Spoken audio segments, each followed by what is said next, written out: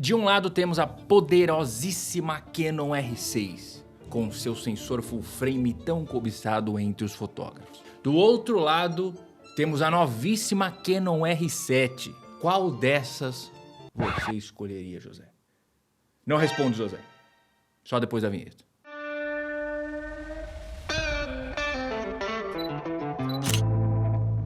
E aí, gente, beleza? Como é que vocês estão? Eu tô bom. Galera, hoje vamos pro embate dessas duas câmeras, hein? Canon R6 versus Canon R7. Ai, meu Deus. E já quero falar que esse conteúdo só tá existindo graças ao nosso parceiro, que é o Osmário, está aparecendo aí pra vocês.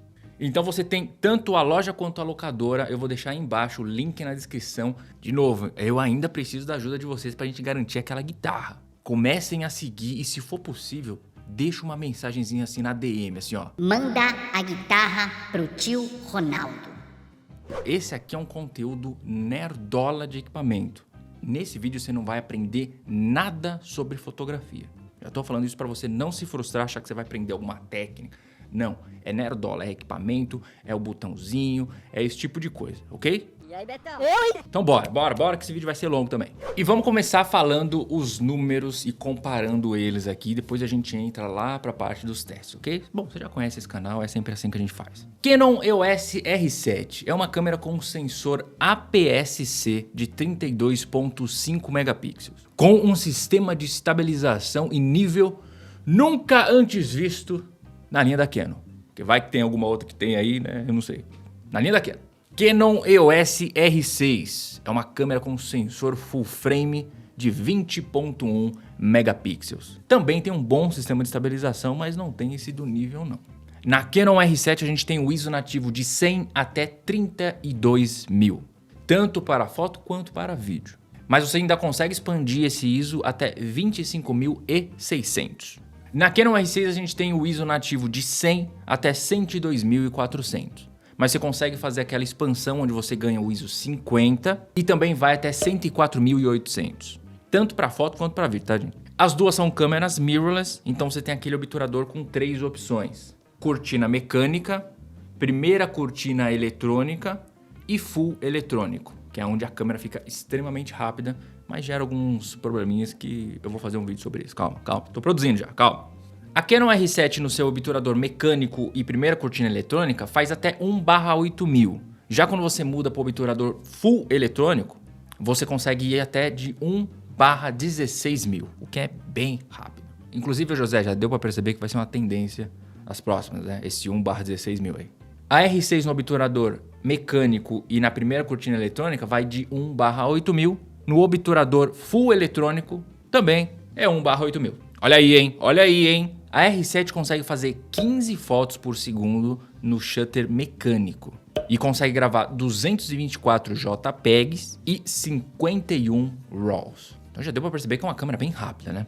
E no shutter eletrônico ela faz incríveis 30 fotos por segundo e consegue gravar 126 JPEG e 42 RAWs. Já a R6 no shutter mecânico faz 12 fotos por segundo, consegue gravar 1000 JPEGs e 240 RAWs. Ai, meu Deus. No shutter eletrônico ela faz 20 fotos por segundo e grava também 1000 JPEGs e 224 RAWs. Então já temos uma diferença aí de buffer bem significativa. Uma é mais rápida, mas a outra tem um buffer bem maior.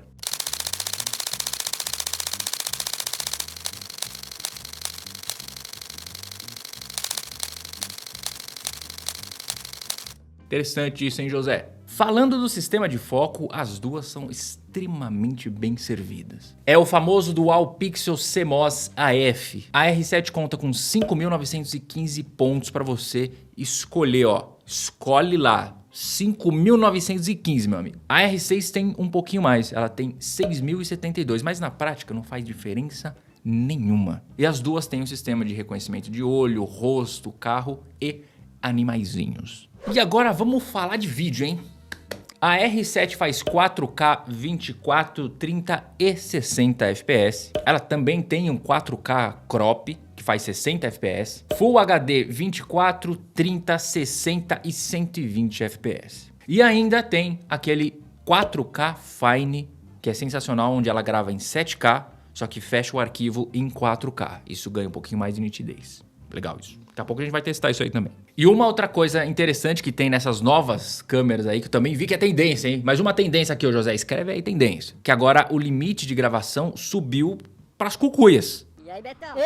A R7 é uma câmera que grava até 6 horas direto. Você não vai ter bateria para isso, você não vai ter cartão para isso, mas dá para gravar 6 horas direto, meu amigo. Se você não tostar a câmera, mas dá. E ela tem o Canon C-Log 3 para deixar a imagem super flatzinha e tal, tudo bonitinho.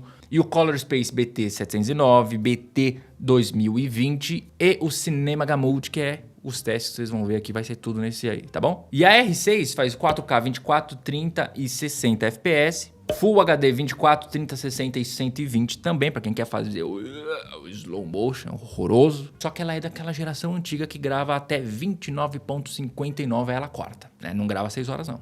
29.59, corta. Color Space, exatamente a mesma coisa. O que a R7 tem, ela tem também. Ó, lembrando que toda a correção de cor que você vai ver aqui foi feita pelo próprio LUT da Canon. Agora vamos falar dos corpos. Gente, eu julgo as duas câmeras muito bem construídas. O que assim, mirrorless é o seguinte, cara, você nunca tem total confiança. Elas sempre parecem câmeras frágeis, né? Inclusive eu já botei a prova R6 e realmente foi. Mas é o seguinte, são bem construídas, é tudo bem encaixadinho. Você tem aquela noção de estar com equipamento premium na mão, né? Que nem eu já falei isso, não sei se você já teve a oportunidade de segurar uma câmera dessa, mas quando você pega o toque, você fala, putz, isso aqui é premium. Então as duas câmeras são feitas de magnésio e plástico e as duas são seladas. E as duas usam a mesma bateria que é a LP-E6N, que na R7 tem um rendimento melhor que na R6. Mas independente de você escolher a R6 ou a R7, saiba que você precisa de uma bateria extra, tá? As mirrorless consomem bateria para uma caceba. E olha que eu deixei as duas ligado naquele modo de economia de bateria, mas ainda assim, ó, esquece, ó. Chupa a bateria. As duas possuem duas entradas para cartão SD, que são, ó, que é o SD, SDHC, SDXC e UHS-2. Eu tenho o SDHC-2, que é caríssimo. Meu Deus do céu, o cartão que eu tenho aqui, só para você ter uma ideia, custa por volta de R$500. E olha que deu uma barateada, tá? Então assim, são cartões caros. Mas se você quer aproveitar toda a velocidade da câmera, o 4K bonitinho, você vai precisar de um cartão mais caro. Não dá pra você colocar aquele cartãozinho que você colocava lá na TechPix. Eu não acredito que você ainda não tem filmadora. Câmera de luxo é que nem carro de luxo. Tudo que envolve a áurea desses equipamentos é caro, bicho. Uma diferença que você vai encontrar no corpo é na sapata Hot Shoe ali pro flash. Você vai ver que a R7 tem uma conexão, que é para aquele microfone novo lá e tal. Não sei mais o que eles vão inventar para colocar ali. O que é interessante porque já comunica direto com a câmera. Mas eu confesso para você que eu não cheguei a testar. A R6 é uma entrada padrão, né? Isso não vai fazer muita diferença na sua vida. Na parte da frente você vai perceber que a R7 tem um switchzinho que eu achei bem legal, porque é AF/MF. Para as novas lentes RF, algumas já não vêm mais com aquele botãozinho de ligar e desligar o foco. Eu tenho aqui a RF85F2, essa ainda tem. E no meio tem um botão de previsão de profundidade de campo. E a R6 também tem esse botão, né? Só não tem esse outro. Indo para trás, a gente tem o viewfinder eletrônico. A R7 tem um viewfinder eletrônico com 2.360.000 pontos, o que é bastante para uma telinha pequenininha. A R6 já tem um viewfinder eletrônico com 3.690.000 pontos. Existe diferença? Sim, existe, mas é muito sutil. Já a telinha traseira é exatamente a mesma coisa. Com certeza eles aproveitaram a telinha da R6. Falaram, não, põe a da R6 mesmo, que é boa. Vai, põe essa daí. As duas têm 3 polegadas e tem 1.600.000 pontos. E é óbvio que é touchscreen articulado, né? Toda câmera moderna hoje é assim. E agora eu vou falar um pouquinho sobre a pegada e usabilidade, porque a R7 tem aquele dial superior, que ele é horroroso, mas ao mesmo tempo é muito bom. Galera, vamos falar rapidamente do grip dessas duas câmeras. Aqui na frente R6 e aqui atrás R7. A R7, ela é um pouquinho mais magrinha, ela não é uma câmera pequena. Você consegue ver aí por cima que não tem tanta diferença assim. Mas você vai perceber, ó, que aqui ela é um pouquinho mais magrinha do que a R6. A R6 lembra muito o grip de uma 5D Mark II, não é tão grande, mas é mais próximo desses grip. Aqui também, ó, na lateral, você vai perceber que a R6 é um pouquinho maior. Acho que você não vai conseguir ver no vídeo, mas na sensação você consegue perceber. Então, em termos de grip, eu acho mais confortável da R6 porque minha mão não é uma mão muito pequenininha, né? Como você consegue ver aí de cima, ó. Minha mão, eu tenho o dedo longo, né? Minha mão não é gigante, a palma, mas os dedos são longos. Agora, existe uma coisa relacionada a design aqui que eu quero mostrar pra você que eu queria misturar essas duas câmeras. Então, gente, falando rapidamente na usabilidade aqui dos botões, a R6 ela tem um design clássico, né, que é esse dial traseiro aqui que controla o diafragma, aquele dial superior que controla o obturador, e a novidade que eu elogiei muito, fazendo com que essa câmera, tanto essa quanto a R5 para mim foi o top da Canon em termos de design, foi esse lance do ISO aqui, ó, esse dial controlar o ISO. Então quer dizer, eu tenho obturador, ISO e diafragma aqui sem precisar ficar apertando um botão para girar a função. Isso eu achei sensacional. Lembra que eu falei no review dela que eu odiei isso daqui em termos de aparência, eu achei horroroso? Continuo achando horroroso. Talvez seja uma besteira minha por estar acostumado com esse design aqui um pouco mais clássico. Então eu não gostei, mas eu confesso para você que é extremamente funcional. Ó, quando você pega aqui, ó, seu dedo já vem automaticamente aqui, ó. Então olha só, eu fico com obturador, diafragma, só o único problema é que o ISO eu tenho que apertar e girar eles aqui para eu ter acesso. Eu fiquei pensando, cara, se eles colocam esse dial do ISO aqui, em termos de design, não ia ficar o mais bonito, que eu acho esse mais bonito, mas ia ficar perfeito. Imagina isso, obturador, ISO, diafragma. Perfeito. Então eu queria arrancar esse botãozinho daqui e colocar aqui, ó. Alô, Canon, se você fizer esse design na próxima, ó, eu quero royalties. Royalties. E as duas, ó, pesam isso daí que você tá vendo, porque eu me recuso a falar esse número aí, porque eu comprei a balança para você ver aí o peso mesmo. Então aí, ó, balancinha que eu comprei, tá fazendo sucesso, hein, José? Agora vamos falar de qualidade de imagem para fotografia. Gente, é o seguinte, a R7 tem um sensor de 32.5 megapixels, que se você viu o review, você sabe que eu não sou a favor de sensor APS-C com muito megapixels. Isso quer dizer o quê? Que a difração chega um pouquinho mais cedo, então você tem mais resolução, você tem uma imagem maior, só que isso não acaba refletindo na qualidade de imagem mesmo, tá? Enquanto a difração na R7 já chega no diafragma de 5.6, gente, 5.6 você já está na difração, isso quer dizer, você já está perdendo qualidade de imagem. Na R7 só vai acontecer a partir de f11. Então você vai, sei lá, você tem uma lente 1.8, você vai de 1.8 até f11 ganhando resolução e nitidez. E a partir daí você perde. Então você percebe que a R7 tem um range menor de trabalho aí em termos de qualidade de imagem. Isso faz ela ser ruim? Não, não acho. Mas quando você compara uma imagem do lado da outra, em f11, por exemplo, ou f8, você percebe que a R6, por mais que tenha um sensor com menos megapixels e gere uma imagem menor, ela tem um tiquinho a mais de nitidez. Mas, gente, isso é só em comparativo, tá? Porque isso não representa o mundo real. É importante dizer isso porque isso parece, quando eu falo isso, parece que é tipo um super defeito da câmera. Não, não é. Existem equipamentos que vai ter um rendimento um pouco melhor em situações específicas, que nem a R6, nesse caso, de fechar mais o diafragma, mas isso não garante que sua foto vai ser boa. No entanto, que se você for reparar, entra nas redes sociais, você vai ter um mundaréu de fotos horrorosas, extremamente nítidas. Né? Então, nitidez nunca foi parâmetro de dizer se a foto é boa ou ruim. É outras coisas que fazem uma foto ser boa. Mas essa diferença existe. Agora, falando do ISO, como esperado, o sensor full frame teve um melhor desempenho. Né? Os dois geram ruídos quando a gente sobe muito o ISO, mas o full frame é um ruído um pouquinho melhor, estraga menos a imagem. Já o sensor APS-C da R7 gera mais ruído e começa a estragar a imagem muito mais cedo. É como se a R6 sempre tivesse um patamar acima, um stop acima. Mas eu acho que isso já era esperado, né? Agora vamos falar de uma coisa importante que não tem muito a ver com a qualidade do sensor, mas que é o look desses dois sensores. Já escutou falar no look full frame? Já, né? Ai, meu Deus. Então eu fiz um comparativo para vocês aqui, ó. Essa é uma foto feita em 70mm com o sensor full frame da R6. E essa é uma foto feita exatamente na mesma distância, 70mm, com a R7, que é sensor APS-C. Então você vê aí uma diferença significativa no enquadramento, né? A R7, ela, por ter um sensor pequeno, a imagem dela vem mais próximo. Isso é bom ou é ruim, dependendo do caso. Para uma pessoa que fotografa pássaros, o sensor APS-C é maravilhoso, porque você compra uma lente, sei lá, de 400mm, você consegue aproximar muito mais. Por isso que uma R7, esse tipo de câmera, a 7D também, era usada muito por fotógrafos de vida selvagem. Wildlife, Ronaldo Wild. Mas isso já era sempre aquela pergunta dos retratistas. Ronaldo, sensor full frame desfoca mais? Olha, isso é interessante porque o que você tem que fazer? Se você for comparar, fazer uma foto a 70mm, que é essa que você está vendo, e for fazer o mesmo enquadramento, com a mesma lente, o mesmo diafragma, num sensor APS-C, numa câmera que tem um sensor APS-C, o que você vai ter que fazer? Você vai ter que se afastar do objeto para você conseguir enquadrar da mesma forma.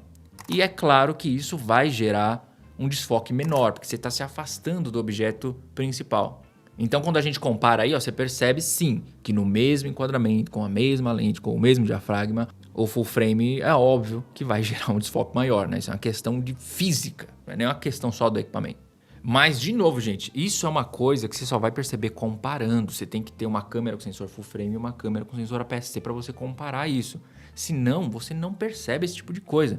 Eu duvido, cara, você postar uma foto com fundo desfocado, o cara saber qual sensor usou. Não vai saber, bicho. Não vai saber. Esquece. Você quer saber como que não vai saber?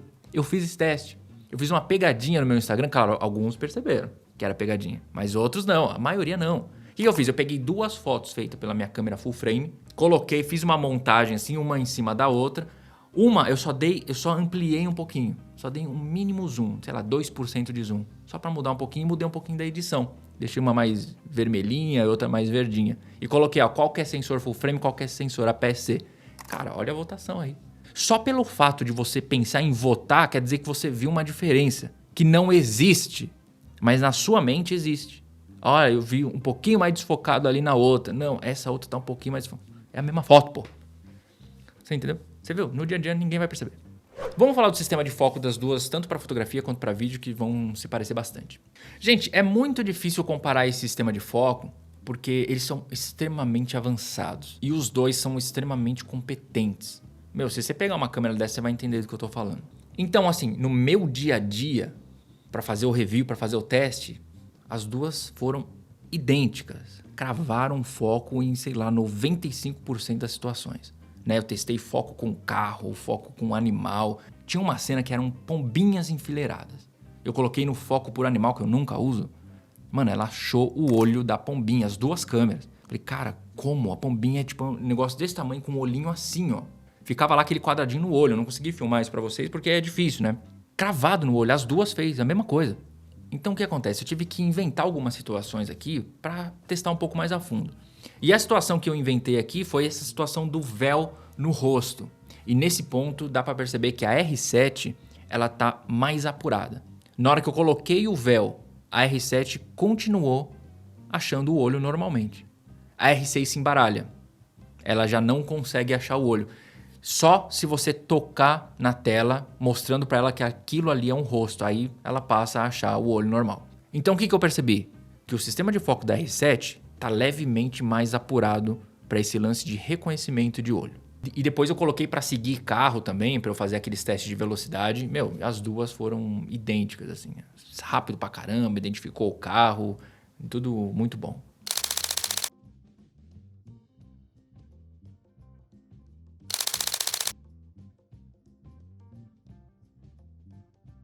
Mas a R7 tem o incrível modo RAW Burst.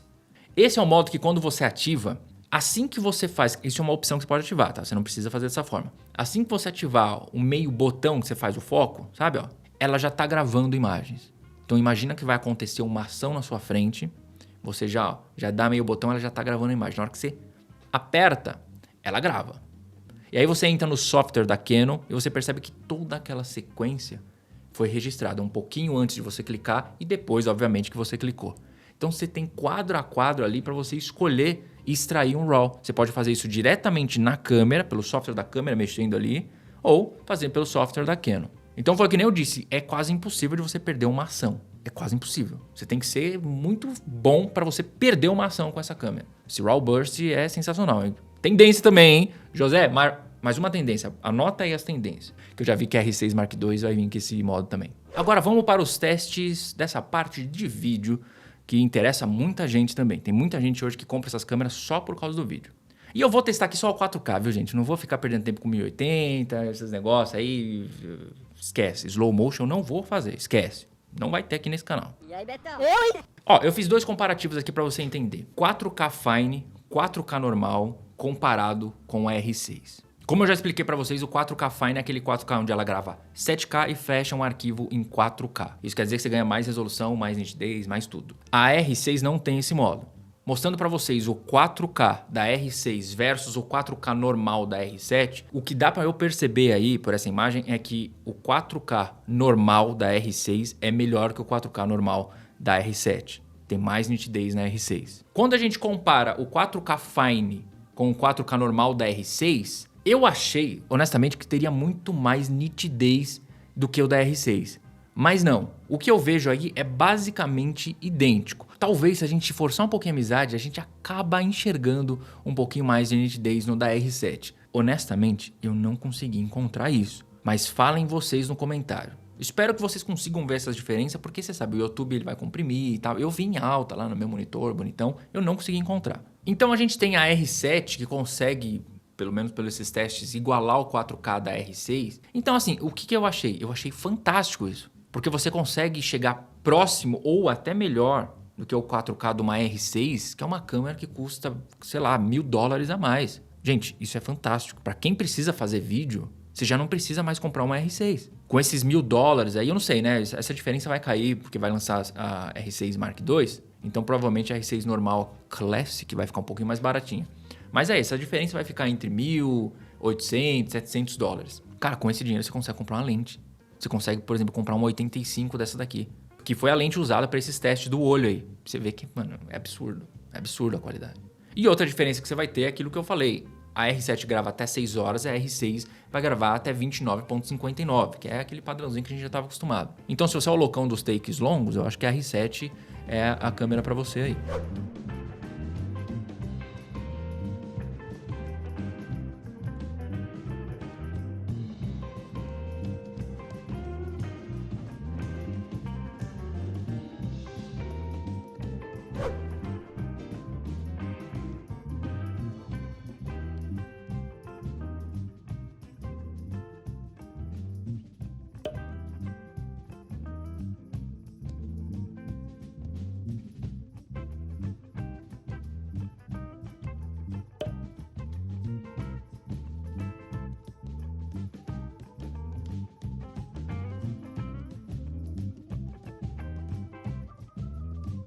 Chegamos ao final do comparativo, tem muita coisa para testar, eu tenho que uma hora encerrar esse vídeo. Bom, gente, vamos lá que eu quero falar minha opinião. Para a parte de fotografia, eu ainda fico com a R6, tá? Porque eu acho o look do sensor full frame um pouco melhor, um pouco mais bonitinho para fazer, principalmente retrato. Também acho que esse range de qualidade aí, a possibilidade de eu ir até f11 ganhando resolução e não perdendo, pra mim isso faz diferença porque eu fotografo muito aqui dentro do estúdio. Já na parte de vídeo eu prefiro a R7, cara, porque você vai fazer basicamente a mesma coisa que a R6 faz, só que por $1.000 a menos. Isso faz muita diferença. Mas ó, é complicado que quando a gente fala de câmeras desse nível, é muito complicado, porque você tem que praticamente ficar caçando um defeitinho, uma negocinho ali, porque as duas câmeras são sensacionais. Uma outra vantagem da R7 é que a bateria também, pelo menos para foto, dura mais, tá? Como ela tem um sensor um pouco menor e tal, isso ajuda para economizar a bateria.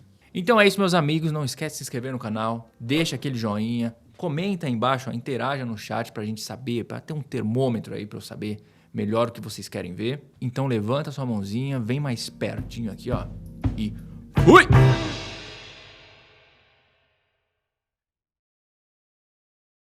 E aí, Betão? Eu, hein?